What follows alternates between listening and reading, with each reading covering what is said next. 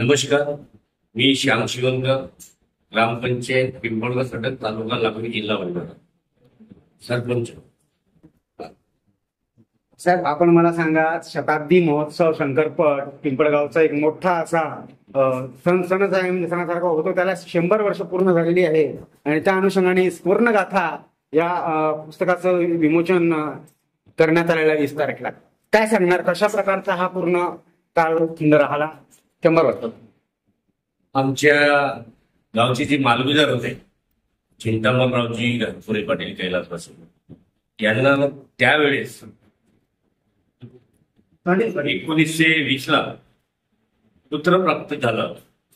त्यांना खूप वर्षानंतर पुत्र प्राप्त झाल्यामुळे गावातील त्यावेळेची जी पंच कमिटी होती, त्यावेळेस गणपतच्या काळात त्या पंच कमिटीची बैठक घेऊन त्यावेळेस वसंत पंचमीचा मुहूर्त साधून त्यावेळेस ह्या बैलांच्या शंकरपट धावण्याचे हा सोहळा आयोजित केला गेला. आणि त्यावेळेस हे सगळे साधन साहित्य त्यावेळेस कालखंडात नव्हते. त्यावेळेस त्यांना बक्षीस म्हणून वेचण, झुली असे बैलांचे शिंगार अशा पद्धतीनं त्यावेळेस दिलं गेलं. आणि तदनंतर ह्या शंकरपटाचे 25 वर्ष, 50 वर्ष, 75 वर्ष आणि हा 100वा शताब्दी महोत्सव हा आपल्याला त्या कालखंडात ज्या परिस्थितीत झाला त्यालाही काहीतरी वेगळं रूप आलं पाहिजे, गावाचं नाव लौकिक झालं पाहिजे राज्यामध्ये, हा उद्देश ठेवून आम्ही यावेळेचे गावातील ग्रामपंचायत कमिटी आणि गावातील मान्यवर जे स्थानिक नेते होते यांची बैठक बोलवून हा उत्सव कसा साजरा करायचा, मोठ्या प्रमाणात कसा होईल याचा आम्ही विचार करून हा एवढा मोठा महोत्सव आम्ही आयोजित केला. तर मला सांगा, हे जे शंकरपट झालं याला कोणाकोणाचा सपोर्ट, कोणाचा सहयोग आपल्याला लागला? यामध्ये सर्वप्रथम आमची बैठक झाली, कमिटी तयार करण्यात आली. त्या कमिटीच्या दुसऱ्याच दिवशी आम्ही या विभागाचे आमचे लाडके नेते, लोकनेते सन्माननीय नानाभाऊ पटोले साहेब यांच्याकडे आम्ही गेलो. आणि याचा इतिहास त्यांना पण माहित होतं, कारण ते या गावाची नाळ जोडली, त्यामुळे त्यांना या शंकरपटाबद्दल माहिती होती. आणि त्याचा सगळं स्वरूप सांगितल्यानंतर त्यांच्याशी आम्ही चर्चा केली की बा आपल्याला या शंकरपटाचा 100वा महोत्सव साजरा हा मोठ्या स्वरूपात झाला पाहिजे, त्याकरता तुमच्याकडनं आम्हाला भरीव मदत पाहिजे. त्यांनी एका शब्दात होकार दिला, शब्द दिला आणि काही आम्हाला मदत म्हणून निधी सुद्धा दिली. आणि प्रथम क्रमांकाचं ट्रॅक्टर बक्षीस 7 लाख 7.5 लाखाचं ते सुद्धा दिलं.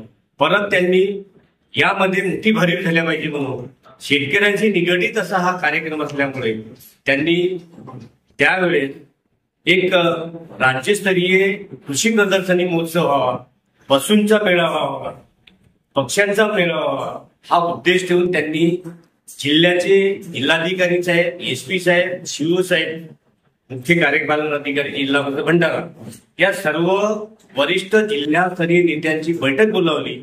आणि त्या बैठकीमध्ये ठरलं की बा या गावामध्ये आपल्याला जिल्हास्तरीय नव्हे तर राज्यस्तरीय हा कृषी महोत्सव पटासोबत झालं पाहिजे, याकरता त्यांनी बैठकीमध्ये सांगितलं आणि त्याला मुहूर्त आलं.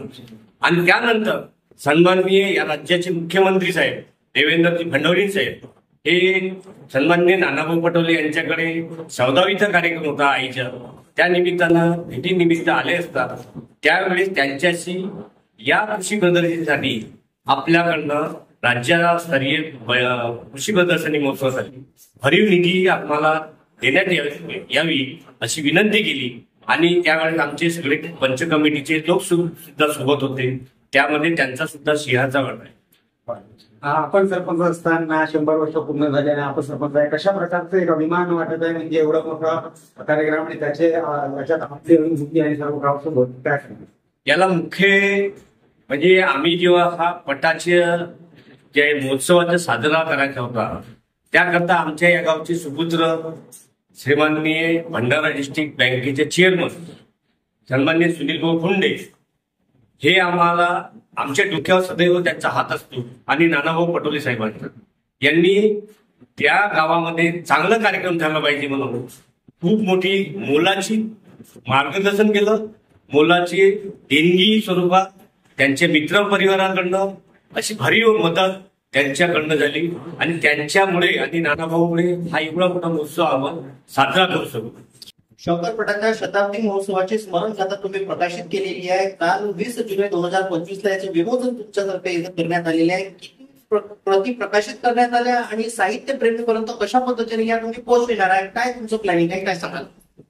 आम्हाला हे जे स्मरणगाथा म्हणजे ह्या जे 100 वर्षामध्ये जे काही या पटानिमित्त आम्ही 25, 50, 75 वर्षात सुद्धा स्मरणगाथा काढली होती. त्यावेळेस ब्लॅक अँड व्हाईटचा जमाना होता, परंतु यावेळेस नवीन टेक्नॉलॉजीमुळे आपण हे स्मरणगाथा जे तयार केली आहे यामध्ये संपूर्ण हा 100 वर्षाचा इतिहास यामध्ये देण्यात आला आहे. आणि याचं जे प्रकाशन सोहळा जो होता याला आम्हाला थोडासा विलंब लागला, कारण मीडियाकडनं आम्हाला उशिरा मिळाला प्रति, त्यामुळे आम्ही त्यावेळेस करू शकलो नाही. परंतु या विभागाचे आमचे लाडके नेते नानाभाऊ पटोले साहेब आणि सुनील भाऊ भोंडे साहेब यांच्याशी आम्ही चर्चा केली आणि कालच्या 20 तारखेचा मुहूर्त ठेवला आणि त्या निमित्तानं ह्या स्मरणगाथ्याचं आम्ही विमोचन त्यांच्या हस्ते करण्यात आलं. आणि त्यानंतर आम्हाला हे जे देणगी स्वरूपात ज्यांनी काही देणगी दिली आहे, भरीव देणगी दिली आहे, त्यांच्यापर्यंत आम्ही स्वतः जाऊ. जसे आम्ही त्यांच्या देणगीसाठी आम्ही स्वतः गेलो त्याच पद्धतीनं आम्ही स्वतः आमच्या वाहनात जाऊन त्यांच्यापर्यंत त्यांचा आभार मानून त्यांच्या स्मरणगाथा प्रकाशन झालेली ही त्यांच्यापर्यंत पोहोचवण्याचं आम्ही काम करणार. माझं नाव कृष्णा रोपडे आहे आणि मी पटाचा पक्षाध्यक्ष. रोपडेजी, काल तुमच्या 20 जुलै 2025 ला तुमच्या शंकरपटाच्या शताब्दी महोत्सवाची स्मरणगाथा प्रकाशित झाली आहे. विमोचन काल झाला कार्यक्रम. कशा पद्धतीचा आनंद उत्सव तुम्ही साजरा केला, काय सांगाल? हा प्रकाशन सोहळा खरोखरच आनंदाचा क्षण होता. याच्या पूर्वीही ही स्मरणिका काढण्यात आल्या होत्या. जेव्हा सुवर्ण महोत्सव झाला आणि 75वा अमृत महोत्सव झाला त्यावेळेस सुद्धा स्मरणिका काढण्यात आल्या होत्या. परंतु ही रंगीत स्मरणिका त्यावेळेस रंगीनचा काळ नव्हता एवढा. आज विकसित काळामध्ये आपण वावरत आहोत. आणि तुमचा पहिला प्रश्न केला होता की ह्या स्मरणिका कशा प्रकारे वाटप करणार. खरोखरच ज्याने देणगी दिली त्यांच्यापर्यंत ही स्मरणिका गेलीच पाहिजे हा आमचा पहिल्यांदा अर्थात राहील. परंतु हा एवढा प्रसिद्ध पट असल्यामुळे जवळपास जेवढ्या लायब्ररी आपल्या इथं तहसील लेवलपर्यंत आहे तालुक्यामध्ये त्यांना पण आपण देऊ. आणि सर्वांसाठी आनंदाचा क्षण होता. काल बराच माप होता या कार्यक्रमाचा.